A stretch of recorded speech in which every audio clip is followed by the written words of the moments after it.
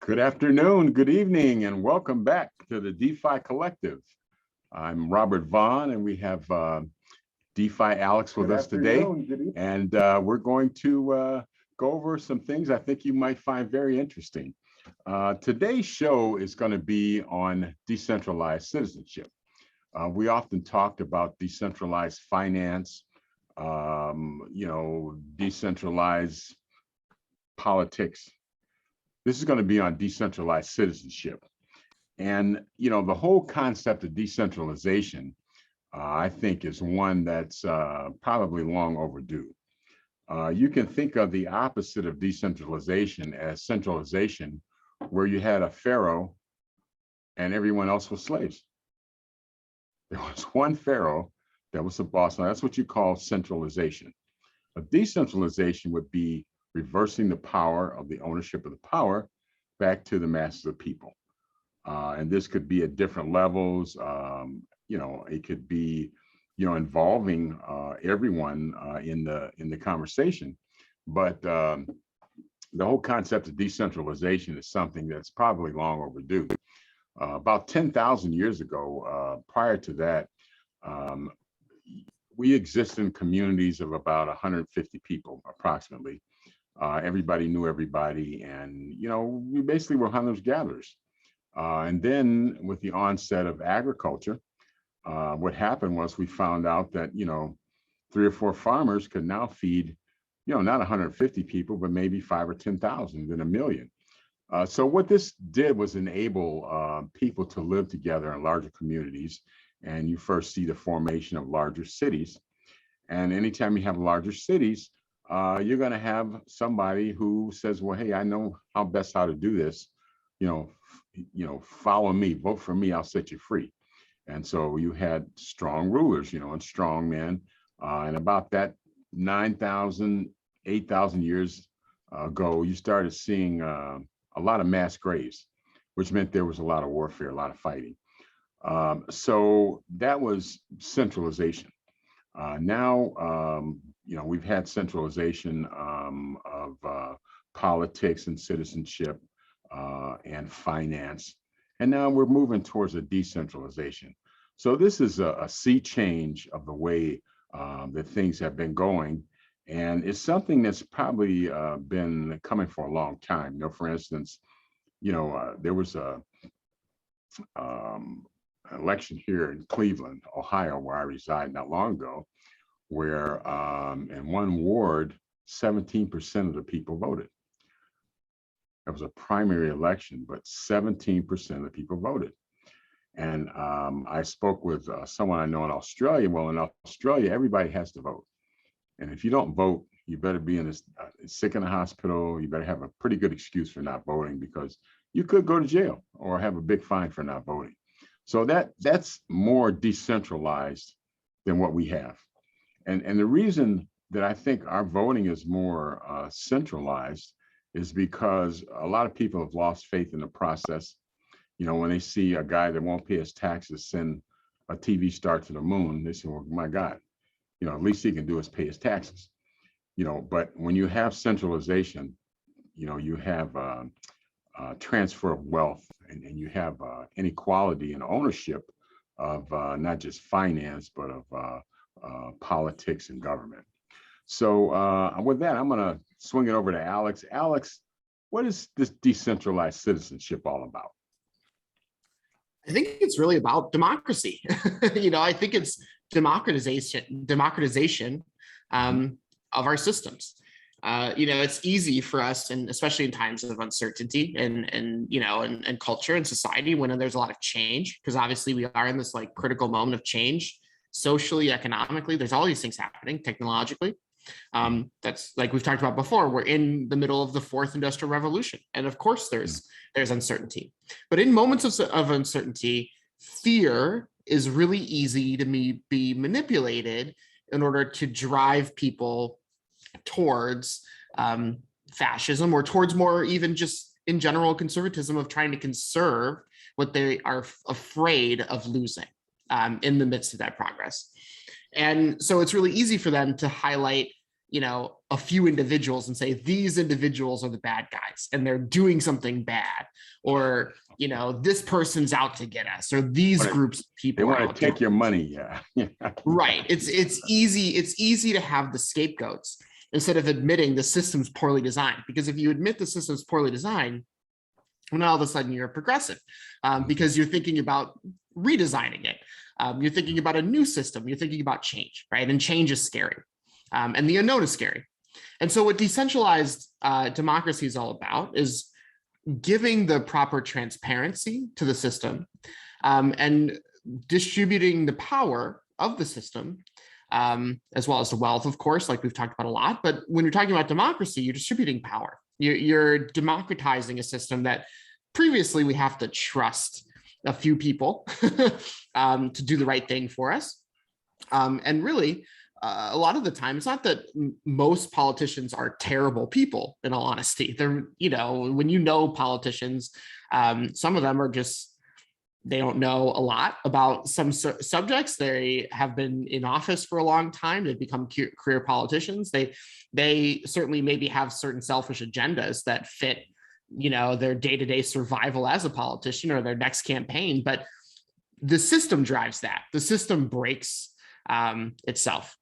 And so really, when we talk about a decentralized democracy, we talk about decentralized citizenship of the system. We're talking about, like we always talk about, reversal of ownership, or returning the ownership of the political system. We're returning democracy to the people who should own it. Right. And one of the things we assume is that everyone prefers a democracy rather than having a pharaoh or a king in charge. Because eventually, with the system that we have now, it's kind of moving. There's a concentration of not just wealth, but the political power. And what happens eventually is it winds up with a few people, and then it winds up with fewer people. And the logical progression is that eventually it'll wind up with one person.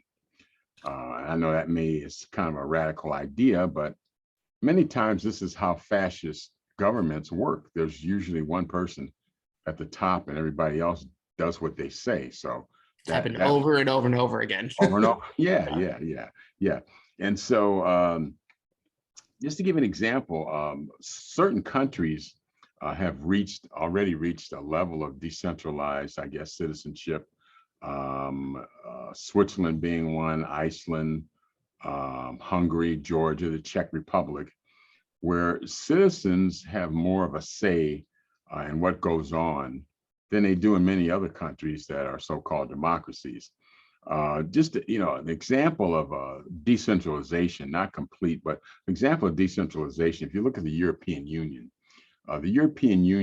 basically the financial aspect is under one umbrella, but how the individual countries operate is not overseen by a central body. France, Greece, they all operate independently as they have operated, but they say, well, let's centralize the finances, but we're going to decentralize some of the other things, some of the political things that are important to us. So a centralized European Union would be a European Union with someone who was in charge of all the countries, and they had the same currency and they had the same political system. So that's sort of a move towards decentralization.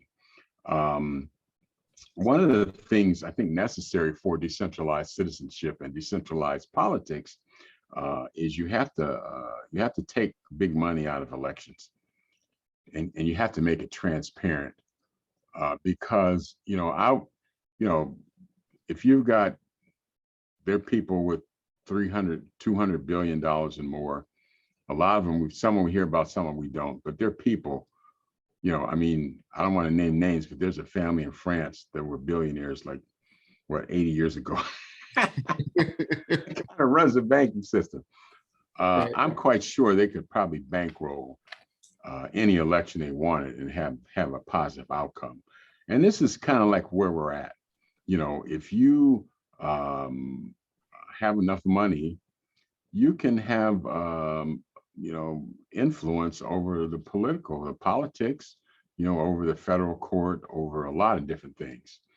And what, decentralized, the whole concept of decentralization is a reversal of ownership and power back to the mass of people.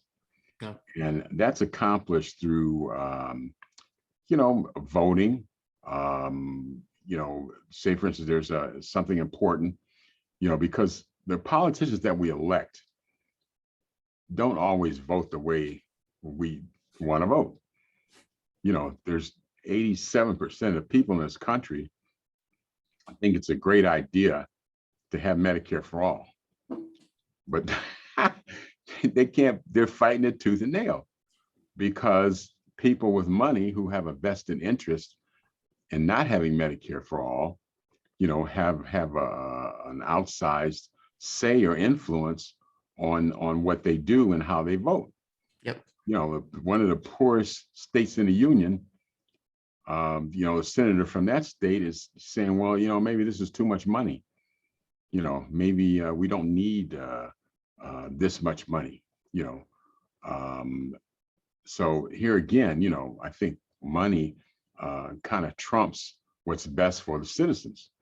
And I think that's kind of how we got in the situation that we're in. Also today, we're going to talk a little bit about ranked choice voting, because ranked choice voting is a more democratized way of voting, so that some of the power is, decentralized.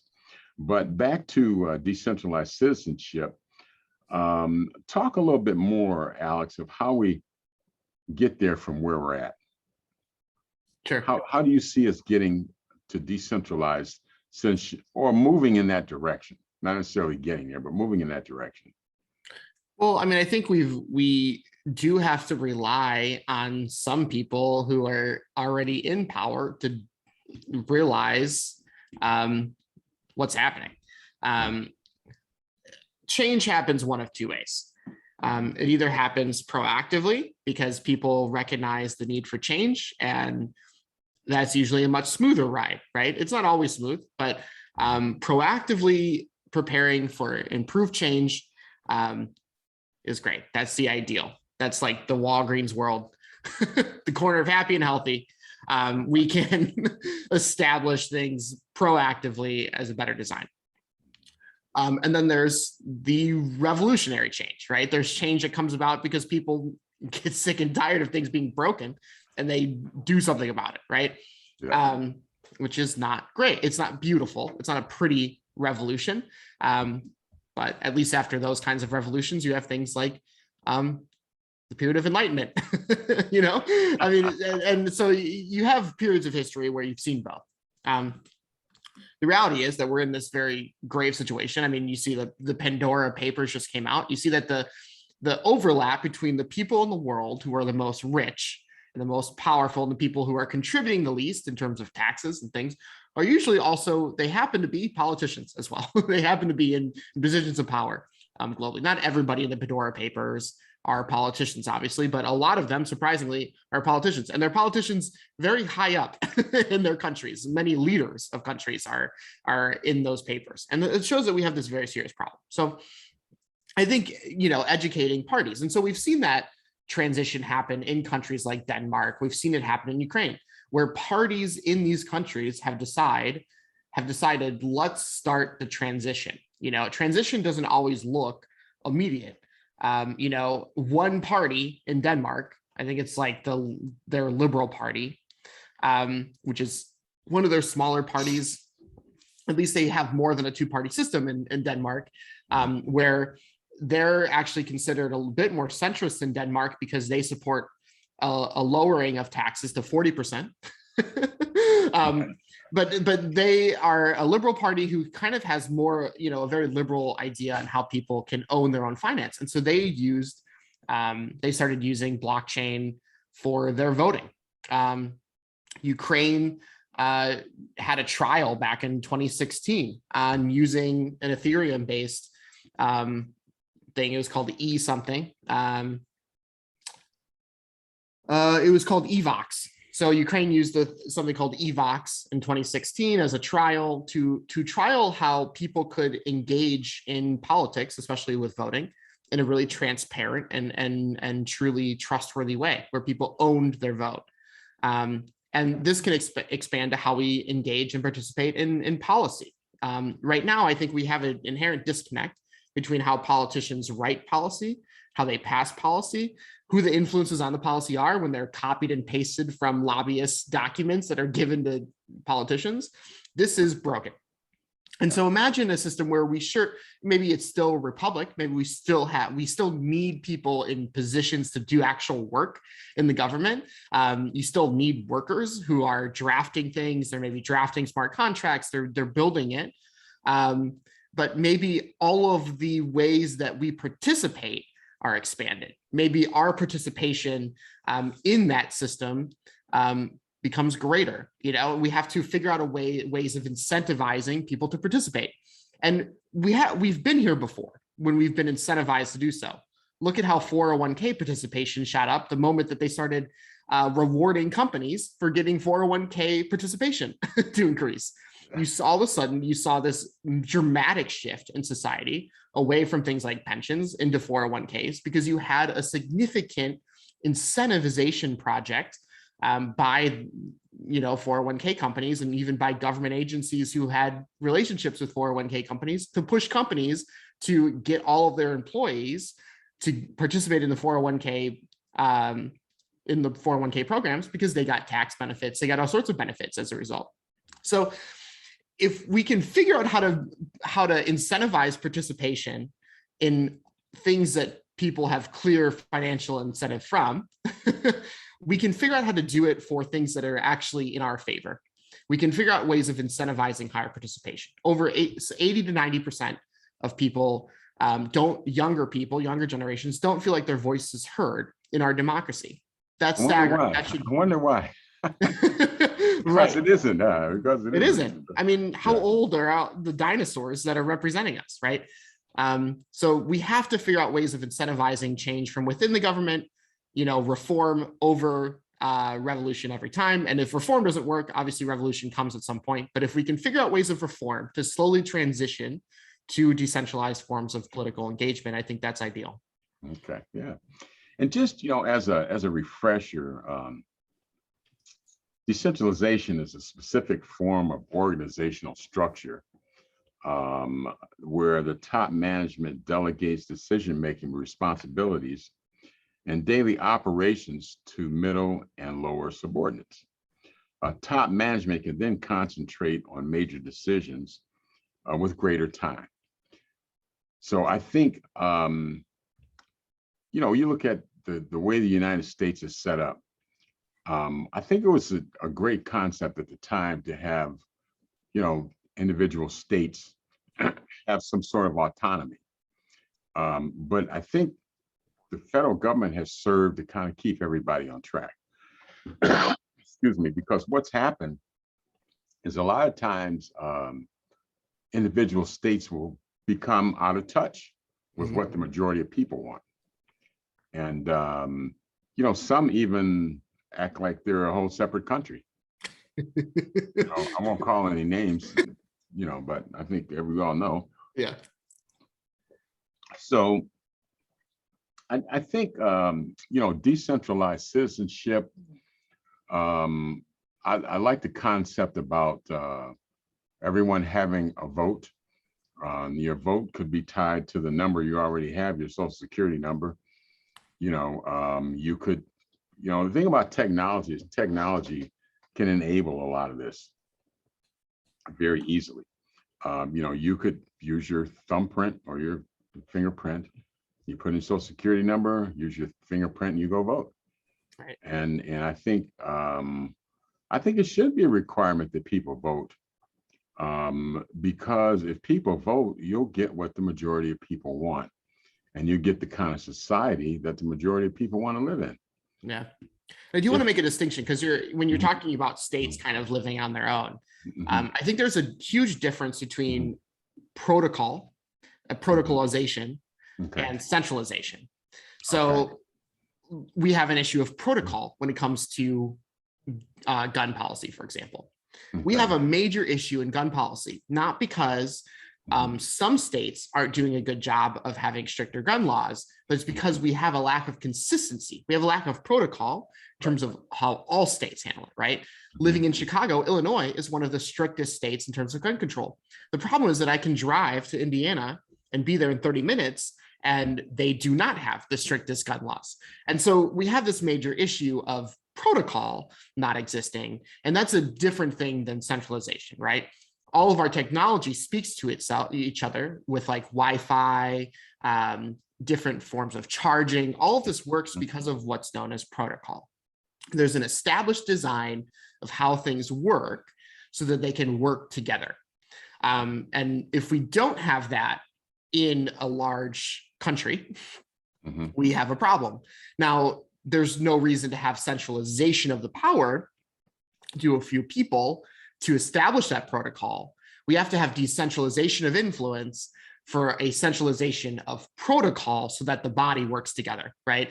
And there's some nuance there, but I think that's sort of what I got from what you were saying, is that when you're looking at how the states are disjointed, we can, through decentralization, we can still build consistency in terms of how we design the system. Right.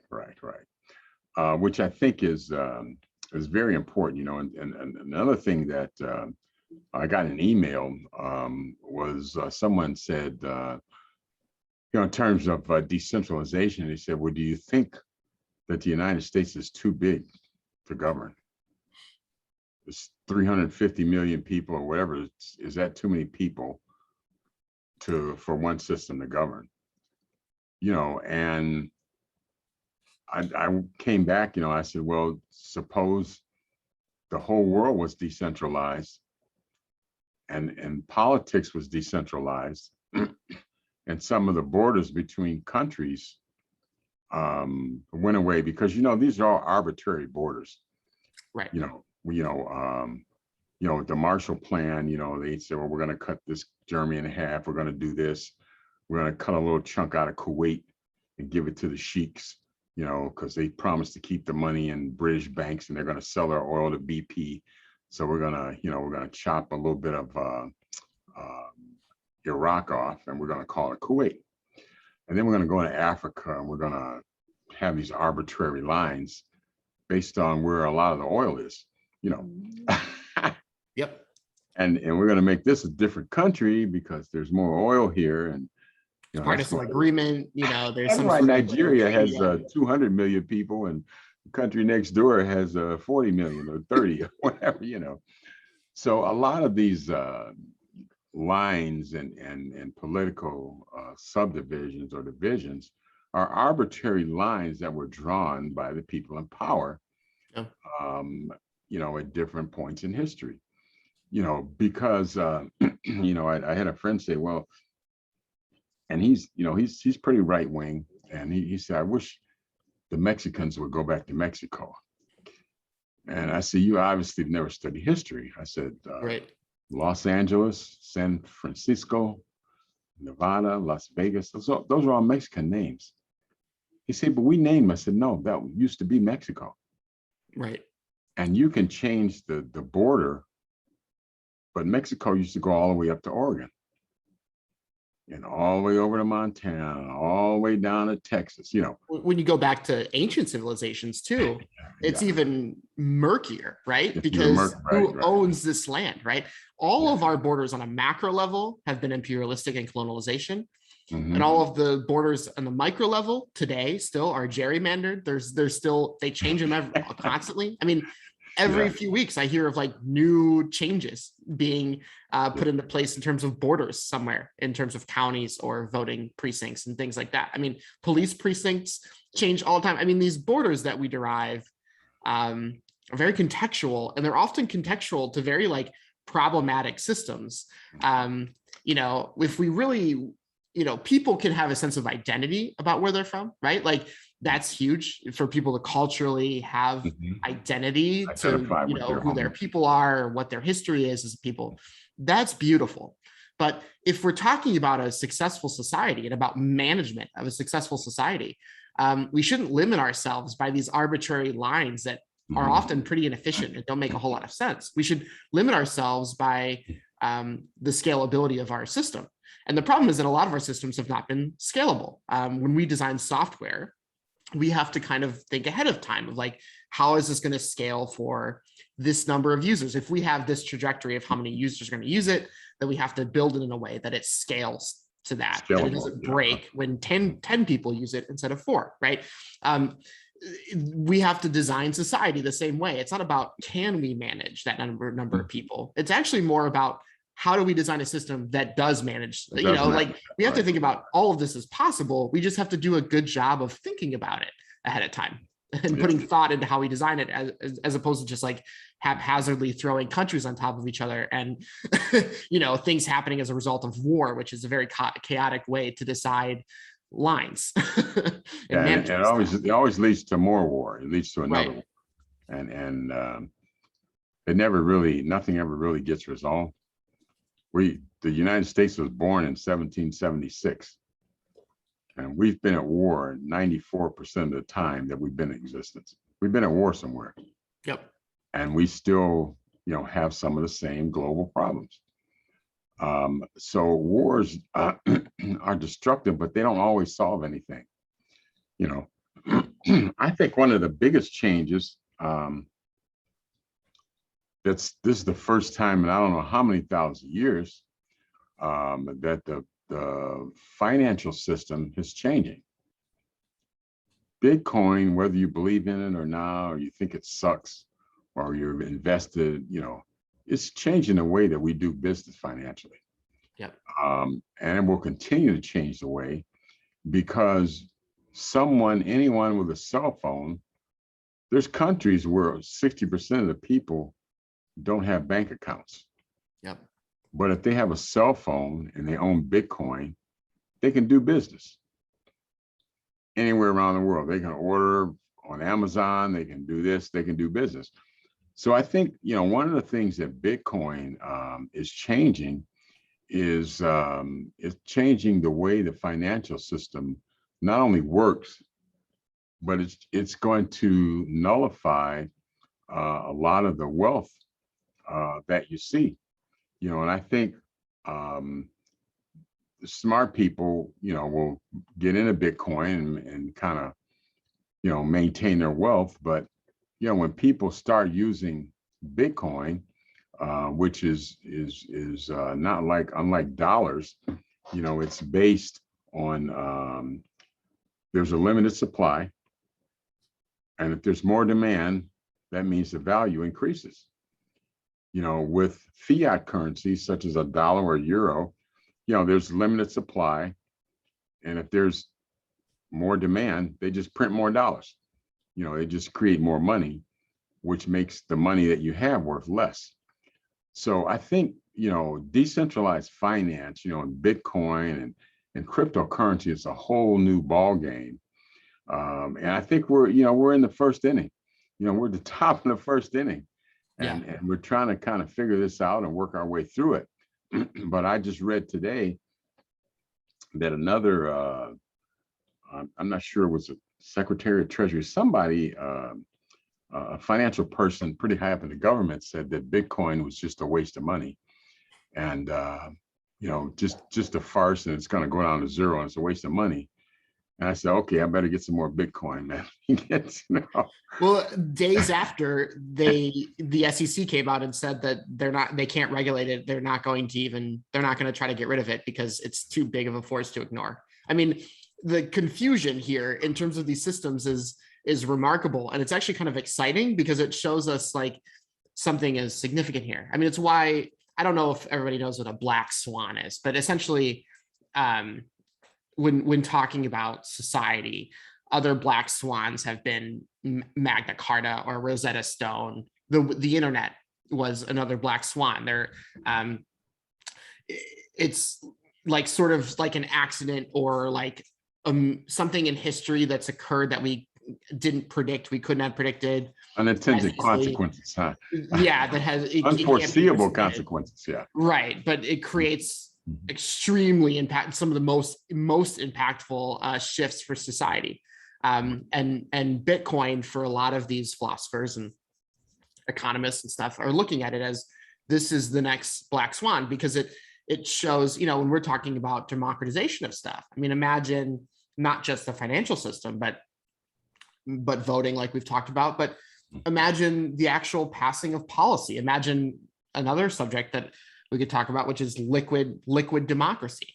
The idea that we have this like expectation of participation, but maybe we can share participation with people who are maybe more inclined to care about one policy while we're more inclined to care about another. And it creates this like very liquid participation in a democratic system where we still fully own it, but the people who are most invested in a decentralized way, not the individuals who seek to benefit the most as individuals, but you maybe have like a certain group. Let's say there's policy affecting plumbers. there's a plumbing policy that's being looked at. There's some sort of change in how we think about plumbing. I'm not a plumber. I don't care that much about plumbing. If some plumbers have like a better idea of how to do citywide plumbing, that's great. I don't need my votes in the policy. I don't need to read all of the plumbing policy. I don't need to cast some sort of comments. I don't have to participate in that. Mm-hmm. I can give up my votes or my participation in that decentralized system to a group of plumbers who can engage in it the most. And that's sort of the idea of liquid democracy. These things like this have never been possible at this scale in practice before. And so this is why it's so powerful, because it gives us that opportunity in a very systemic way, in a very transparent way. By design, we can give that sort of decentralization and participation to people in the system, that rather than 80% of them feeling like they're not, represented by it, they can feel like they own it. And I think that's huge. Yeah. And I think, the decentralized finance, economics sort of trumps a lot of things and controls a lot of things. It controls politics, for one, which, determines who gets what, how much, when, where, and how. If you were a large company with PPP loans, well, you got a nice little cash infusion, whether you needed it or not. I think corporate welfare, the corporate welfare does not benefit. That's sort of like the trickle down. Arthur Laffer with the trickle down deal, where he said, we cut the tax rate to the big companies, and then they'll hire more people and they'll increase the wages, and the money will trickle down. Well, they bought back their stock. They cut the wages even more. Yep. And they didn't invest. They sold off parts so they could enhance the price for shareholders. So a lot of times, things that are not always what they seem, and when it comes to economics. One thing about decentralized finance and blockchain, cryptocurrency, is that it has a transparent ledger where everyone is there for everyone to see what actually is going on. If I were to say, well, how much money did the United States print up last month? I don't know if there's one person that could tell me. Oh, it was 10 billion. Oh, it was 110 billion. Oh, it was 5. I don't think anybody really knows. They just print it up as they need it. They just increased the debt ceiling again, which means that they're going to print up more money because they don't have the money, because a lot of the money now is going for interest on the debt. I think like almost 30% of every dollar goes to interest on the debt. So, the advantage that decentralized finance, cryptocurrency, and blockchain have is that everyone can participate in the economy at the same level. Not saying you would have as much money as everybody else, but you have the same opportunity for participation. Right? And there's a lot of for instance, I think 40% of the people in this country don't have bank accounts. Just like, almost 1 out of every 2 people don't have a bank account. Almost half the people don't have bank accounts. So if you say, hey, you know what, why don't you go get a loan? You know, like Romney said, why don't you take a loan out from your parents or go to a bank and get a loan? Well, if you don't have a bank account, if you're not bankable, then that's not something you can really do. But if you had your funds invested on the blockchain and cryptocurrency, you know, Aave, there's sites that you can loan money, that loan money to you. You know, they can do a flash loan, or you can put up some crypto and you can borrow money and say, hey, I'll pay you back at this amount of interest. And, you know, and you can do business like that. So I think what it does, it takes, and we talked about this before, it takes the middleman out of the equation a lot and reverses the flow of ownership back to the people who actually have the money. And, you know, I think that's kind of like where we're headed, you know, and this is kind of like a, you know, like a aircraft carrier. You don't turn it around on a dime. You know, it takes what, like 10 miles to do a U-turn or something, 10 or 15 miles. I forget, but it's not a very quick process. So I think we're sort of in the early stages of decentralized finance becoming an integral part of the world financial system, because other countries are more into it and more vested in it than we are here in the United States. A lot of countries already use it. You know, you know, like you said, in Chicago, there are a couple in Cleveland, but, you know, in parts of Africa and India, there are already a lot of ATMs that do crypto. Yep. You know, where you can take crypto and get, you know, euros or dollars or whatever, you know. So I think it's already here. It's just that, you know, some people haven't accepted it yet, you know, but it doesn't stop existing because of lack of acceptance. So, you know, no, it's here. Another thing we want to talk about too is ranked choice voting. Ranked choice voting was used, I think, in New York for the first time. And what ranked choice voting is I'll try to give a quick explanation. Don't let Alex correct me. But ranked choice voting is, say if there are 4 people voting, you vote for your number 1 choice. And you say, well, who's your second choice? This guy. Who's your third choice? And who's your fourth choice? Okay, if nobody gets 50% of the vote, if anybody gets 50% of the vote, then they win the election. If nobody gets 50% of the vote, the person who's lowest, has the lowest vote total, gets taken out of the equation, and then the second choice votes are distributed equally. So say, for instance, somebody gets over 50%, then they get elected. If they don't, then the lowest person again gets eliminated, and the third choice votes get distributed. And by that time, you have 2 people left.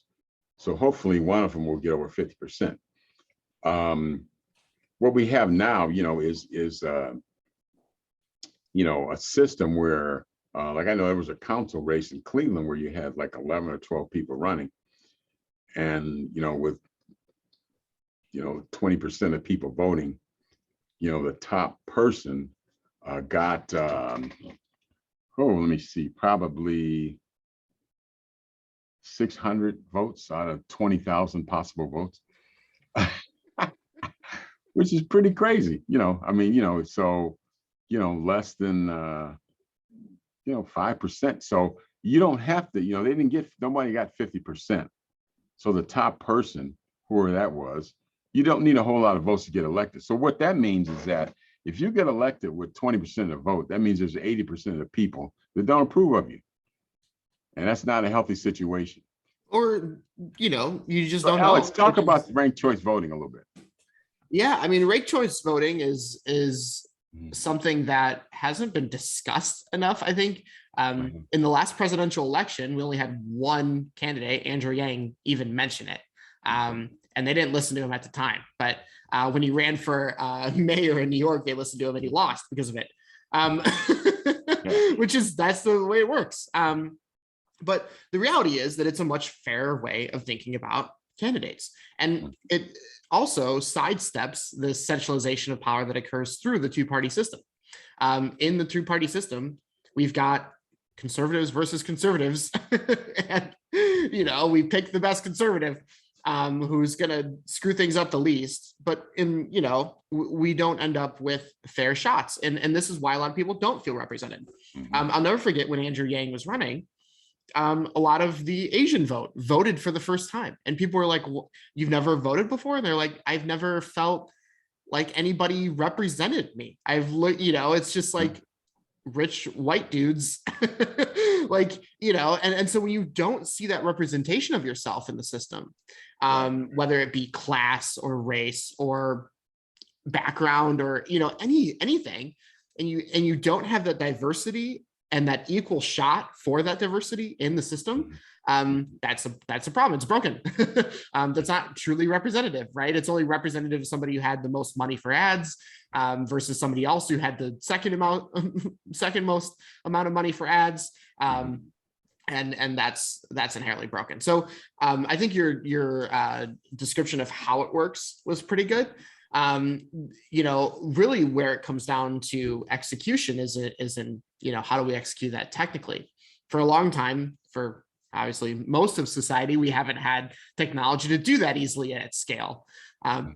Obviously now recently, with the way that computers have advanced, we can, and especially with decentralization. And decentralization is quickly catching up.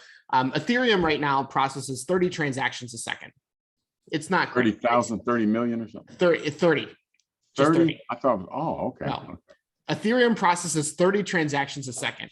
It's not great. It's because things like Ethereum and Bitcoin are proof of work, right? Every time you have one transaction in queue, it has to do a lot of work across the whole network to to solve for that transaction. And that uses a lot of energy. Too. Uses a lot of energy. That's fine if you're moving gold every once in a while, digital gold every once in a while. It's not fine if you need a voting system that works, right? It's not great. It's more efficient, arguably, than paper ballots.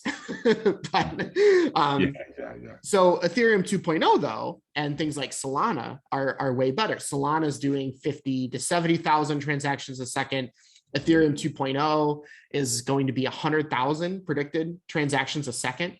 It's a little difference, big difference. Huh? It's a huge difference. When just in a few years, we're seeing that sort of exponential growth in our technology in terms of how we figure out how to scale it. And also maintain that transparency and that security and that reliability. That's really powerful. And so because we have technology advancing at that rate, we have the potential to actually take advantage of true decentralization where everybody can participate in the system fairly, and there will never be any discussion around the validity of a political process. And you can have real diversity in your representation and in the candidates. You don't have to start narrowing it down and chopping people off until that vote gets cast. Then obviously the way ranked choice voting itself works is that you start eliminating throughout each step, depending on how, if there's a majority. And then you can distribute those votes based on how their ranks were to the next candidates in order to ultimately find a winner, which is a much more fair way of finding a winner. And so the combination of ranked choice voting and decentralization, because both are really great political systems on their own, the combination of those things, I think, is really, really powerful. And I think that's, if we can convince people of that and get rid of the lobbying against better ways of voting, and doing your taxes and these other things that are very manual right now. If we can figure out ways to combat the lobbying influence by companies that profit off of how manual those processes are, we can actually influence our political system in much fairer ways. Okay, great. Yeah, and I think ranked choice voting, there's something called a Banzhaf power index, and what it does, it assigns voting weight. When you have multiple candidates, you have ranked choice voting, it assigns a voting weight to each vote. I know I used to live in a community where you would have 8 people running for city council, and it would say vote for 4. What are your 4 people that you vote for? And then they would allocate those votes. Well, what people would do is they say, well, don't vote for 4, just vote for me, just vote for 1. And what that does, it increases the voting weight of that vote, Right. In relationship to the people that voted for 4. So that vote has a voting weight of 175%, because the 25% that you would have allocated to the other 3 doesn't get there. So, you could get somebody with, 20% of the vote win. And it would happen a lot. But with ranked choice voting, I think one of the things that we see, and we're going to see more, is that, if you don't vote for all 4, then your vote doesn't count. Yep. Yeah, forced distribution.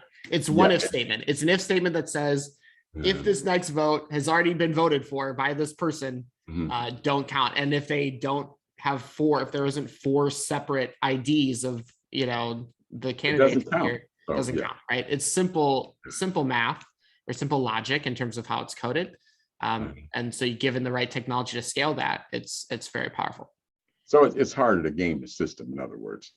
I'm sure somebody will probably try to figure out another way, but so far that seems to work the best, and I think, ranked choice voting is great, because I know a lot of times, like when some presidential elections, when people would have conversations, they were, who you're voting for. They said, nobody. I hate all of them. I hate both of them, Right. And I think a lot of times that's what people do. They say, I don't like this guy, and I hate this woman. I don't like this one. I don't like that one. What ranked choice voting would do, it might give you a selection of 7 or 8 people, and there'd be a greater chance that you would like somebody. Yeah. Somebody that represented your point of view more so than just 1 or 2 people. And I think, this dual system that we have, Democrats and Republicans, it's kind of played out, because although there are some differences, in a lot of the financial areas, they go to the same people for money. Yep. And that's why you see certain things are so hard to change, because there are a lot of things, having to do with economics, we know that aren't good. We know it's no good when you make $80 billion and don't pay taxes. Well, Biden told a room of his highest donors, the same people that also donated to Trump, he told them, don't worry, like not much is going to change. Like, don't freak out. I'm not going to do anything crazy. What do you think? I'm a progressive? Come on now. Right.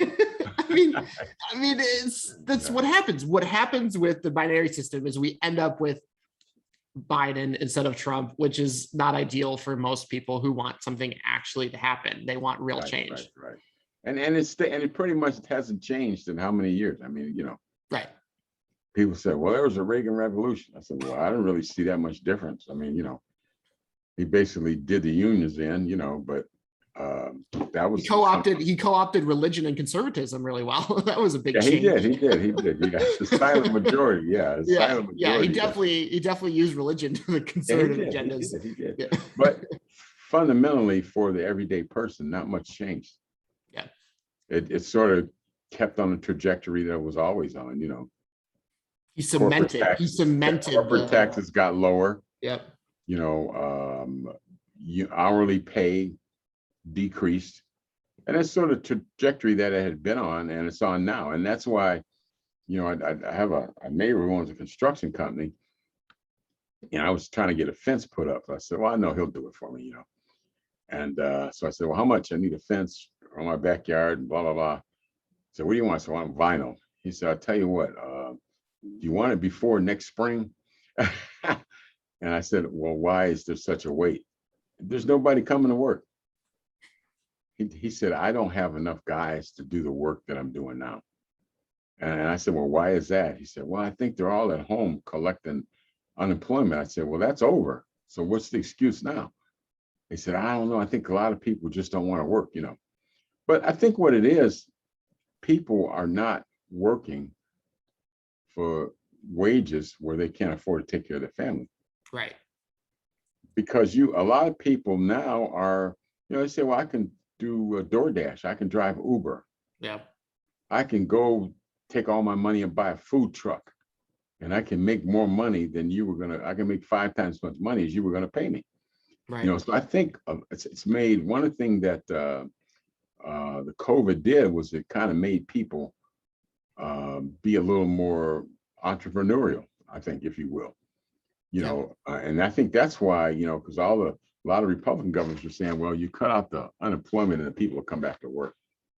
Well, they're still not coming back to work. I saw a sign yesterday that said, hiring immediately, no interview, and we'll give you transportation to and from work. But you still get an actual sign. This is a sign on a store, right. Yeah.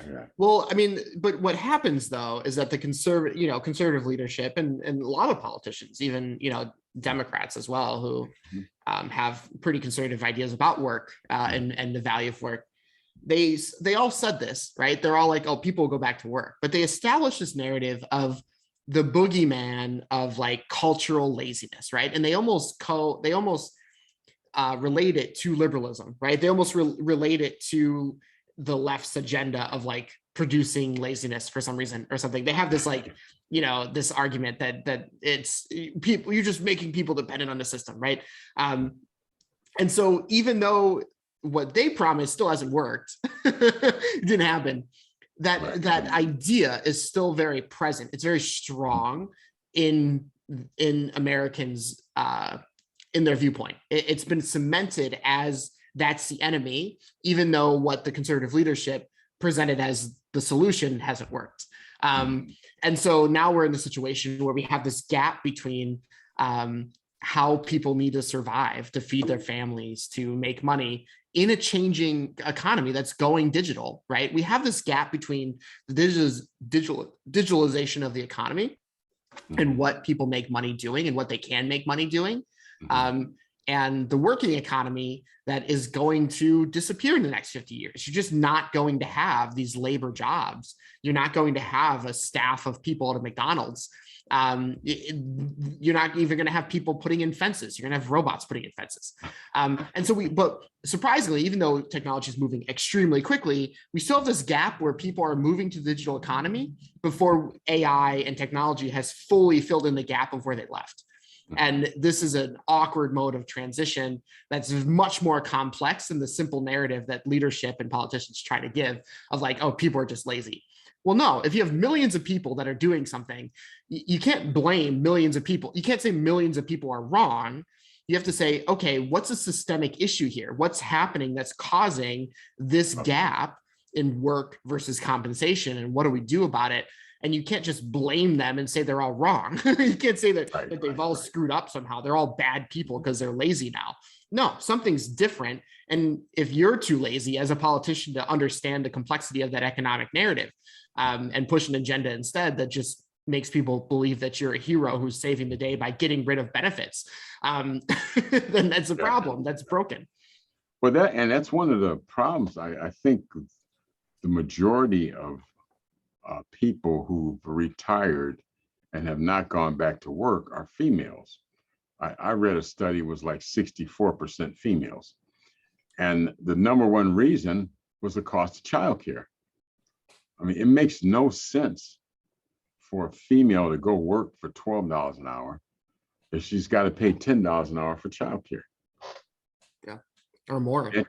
Or more. I mean, that just, and I think, childcare providers, they don't make a lot of money. So I think until, that can be figured out. And now at one time in this country, the wages were high enough in relationship to the cost of living, where one worker family could earn enough that you could buy a little house and have a car and so and so. And both parents didn't have to work.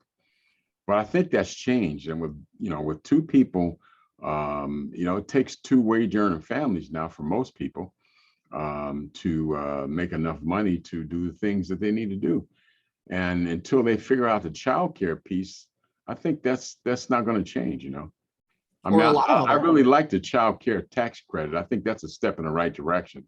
Yeah. But they gotta, you know, I guess part of this bill is what is it, free kindergarten or pre-K? Hmm. You know, I think that's got to be a part of the equation. Yeah. You know, and I think Right. if as a society, if you want to be a productive society, you got to every country figures out a way to take care of those kids. Yeah. And if people can agree on healthcare, they need to at least agree on education. The reality is Right, that right. our gaps in society and the haves and the have-nots often come down to not just getting an education, but having access to education. Access to a Access good to education. education. That's why people were paying $2 million to get their kid into USC and Harvard. You Yeah. know, because you got, you know, you get Harvard Law and your degree, and you go to you know, Jones Day, and you get hired on the spot, and you're making 120 grand a year or whatever they start out at, you know. And it matters where you go to school and the Yeah. type of education you get, you know. Right. But I think, you know, everybody doesn't have to go to Harvard or USC, but I think a lot of prestige has been allocated to certain schools when they look to hire people. You know, Yep. sometimes that's your trump card, you know, the school you went to. So I think, you know, like you said, education a lot of times is what determines how much money you're going to make. Yeah. Yeah. There's this misconception that's growing. And I think it's part of this disinformation campaign that, you know, spreads across social media, but like, oh, quit school, it's a scam. Quit your 9 to 5, it's a scam. Like, these are just scams, right? And the reality is that, like, the problem with education, just like healthcare, right? People saying that they can't trust big pharma or anything like that. The problem is not that it's ineffective. The problem is that it doesn't work. The problem is access. You know, the reality of insulin, for example, or cancer treatments, or blood pressure medication, immunosuppressants, things that, you know, we need. The problem with those is not that they don't work. The problem is that they cost a lot of money. And so people can be healthy and take care of themselves if they have the money to afford it. Just like people can get an education and meet the right people. It's not always even the curriculum. It's who they meet. It's the connections they make. It's the ability to think critically and build an argument and understand bad information from good information. These are skills that happen in academic environments that you have to pay a premium to experience as an individual that decide the course of your life, just like healthcare, access to healthcare, medication decides your health, right? And so the problem isn't effectiveness, the problem is access, and people are mad about the effectiveness because they can't admit that it's really an issue of access. Yeah, it is. I mean, it is. If you someone told me once, he said, "Oh, this is a great treatment, blah, blah, blah." I say, well, if you don't have great insurance, they probably wouldn't even tell you about this, you know, and that's where we're at, you know. Yep. It's not effectiveness, it's access. And you know, it's a shame to say, but you know, when companies cut back, you know, 30, 40 years ago, most people got, you know, healthcare from the companies. They had, you know, they had healthcare plans, and that sort of went along with the job. They had pensions, you know, and when all that went away, you know, you had a lot of people that were left, you know, uninsured, and people with no pensions. You know, I think a lot of those people are starting to retire now, and they don't have a lot of money, or either they can't afford to retire, you know, and they're 82 still going to work, you know. Yeah, I think with you know, ranked choice voting, a lot of things that we talk about, you know, decentralized politics, decentralized finance, decentralized citizenship, involve people becoming more involved in the decision making of you know, the people in Washington. Which you know, if you tried to call your senator, you probably wouldn't be able to reach him. But you know, if Jeff Bezos called his senator, I'm sure he'd get a call back, or they'd probably say, "Hold on, let me find him for you." Right. You know, so a lot of times, you know, money is sort of the trump card for how well you can live your life. Yep. You know, and since there's been a transfer of wealth, And, I think the top 5% own as much as the bottom 85 or something. It's like unreal numbers. It's something I think has to change, if you want to have a good society that's going to be fair to everyone and give everybody a chance, because everybody has kids they want to go to great schools and, and become educated and so on and so forth. So a lot of things that we talk about have relevance in the real world. And I think this is just one, with like Bitcoin, decentralized finance, decentralized citizenship, ranked choice voting. Next week, maybe we'll talk a little bit about holding politicians accountable. Yeah. Maybe there's contractual obligations. Maybe they have to sign a contract, with the people that elect them. Not just say, vote for me, I'll set you free, but maybe there's an actual contract. Yeah. That says, hey, I will represent what people want. And if there's a dispute, maybe you go to vote on it. Right. Maybe Exactly. Citizenship engagement in the actual wording of the policy. We read pieces of the policy, we vote on the section, right? I mean, the opportunities there are sort of endless, and that's the exciting part of it. And blockchain is going to make it all transparent. So exactly. I'm kind of looking forward to the next 50 years, Yep. Well, that about does it for today. We thank you for your time. And as we always say, unfortunately, ours is up. But this is Robert Vaughn and Alex Jewell signing off. And if you want to reach us, the email is the DeFiCollective@gmail.com. We typically cover subjects that we get emails on because that's what people want to hear about. So if there's a subject having to do with decentralized finance, crypto, ranked choice voting, etc., let us know, and we will cover it and we will talk about it. But until next week, have a great week. And if you're indoors, wear your mask. All right, we'll see you. Bye.